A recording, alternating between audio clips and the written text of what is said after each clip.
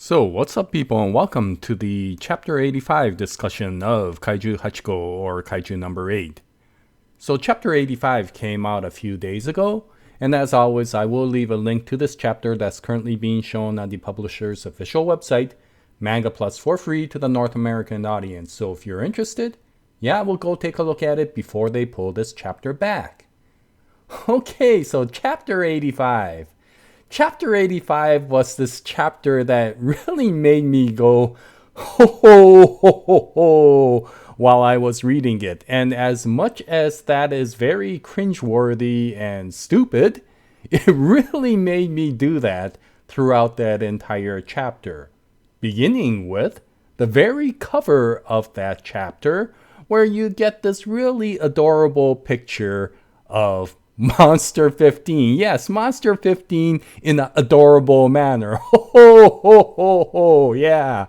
We're kind of getting an idea of where this chapter is going to go, and we're not disappointed when we start reading the chapter. Now, in the beginning, we continue with what we saw in Chapter 84, where Kikoru Shinomiya defeats Monster 15, and we see that scene once again.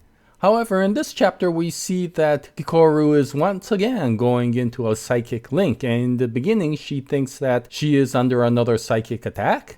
But what we find out is that she is actually linked now to Monster number 15's psyche, and we see her thoughts. And her final thoughts start with, yes, a scene with adorable little Monster number 15 sitting on Daddy's lap. Daddy being Monster number 9 in this case. And Monster number 15 wholesomely asks Monster number 9, Daddy, do you really love me? Yeah, and you start going, ho ho ho, what a wholesome child. And of course, Monster number 9 being Monster number 9 answers, well, you were created only to be a weapon against Kikoru. And so if you become stronger, then I will love you. And with that, you see this really cute, happy face on Monster number 15 because she wants to make sure that she loves Daddy and Daddy loves her back. And so she does everything that Daddy asks for and eventually gets to a point where she's strong enough to defeat a mimic representation of Kikoru. And she goes, is this good enough? Am I strong enough now? Do you love me, Daddy?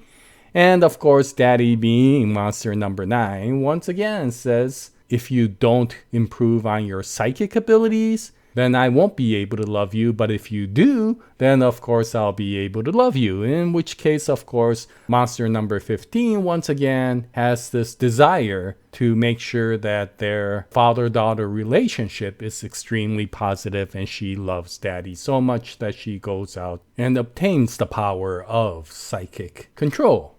And so with that, now an older Monster number 15 asks Monster number 9 once again, is this enough? Do you love me now? In which case, of course, Monster number 9 comes back, well, you do have the capabilities, but you haven't defeated Kikoru yet. So without that, you haven't even reached your objective. If you really want my love, destroy Kikoru, and with that, I will truly love you. And so with that, we come to this situation. This, I guess, is supposed to be a description of why Monster number 15 attacked Kikoru. Was it because of a desire for evil? Was it because of a need to kill all the people? I'm not sure, but it does seem to be a desire to make Daddy happy. And in the irony, at the very end, Monster number 15 realizes and tells Kikoru that though both her father, meaning Commander Shinomiya, and Monster number 9 were strict on both girls, in the case of Isao Shinomiya, he did it because he very much loved his daughter Kikoru, and he wanted to make sure that she would become extremely strong to be able to survive the environment. But in the case of Monster number 9, although she had the same strictness, the objective was completely different, and he only looked at Monster number 15 as a tool, and she realized that she was completely manipulated during that relationship. And even during death, Monster number 9, or Daddy, did not ever care about her. Now, it is true that recently with many mangas, you see this sort of situation where there is this moral ambiguity. And you start wondering, is there going to be some sort of compassion towards the antagonist? You have seen that in mangas such as Demon Slayer, when Tanjiro always feels compassionate towards the demon that he defeated. But yeah, in this case, you start going, ho, once again, because Kikoru says, considering the fact that you killed so many people, how do you expect me to be compassionate to you? But if it makes you feel better, I will promise you I will kick your father's butt all across the country. And yeah, it really makes you go, oh, yeah. Matsumoto Naoya, this was a really well done comment. Because if it came back to, yes, monster number 15, now I feel compassionate for you, I was going to be a little bit disappointed. And so this remark was really, really good. And of course, with that, it creates the first win for the JDF, and you could see the response come back from headquarters. But of course, the battle is not over yet, and immediately we switch focus to Division 1 and Commander Narumi and his fight against monster number 11. And Commander Narumi is in an intense battle with monster number 11.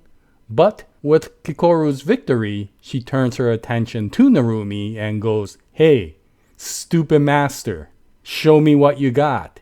Show me if you're worthy of being my master.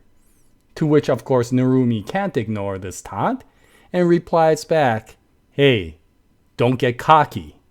Let me show you that we're still leagues apart, my dumb disciple. And of course, you finish reading this going, ho, yeah, let me see what you got, Narumi. And so, of course, this indicates that Narumi still has his final move that's available.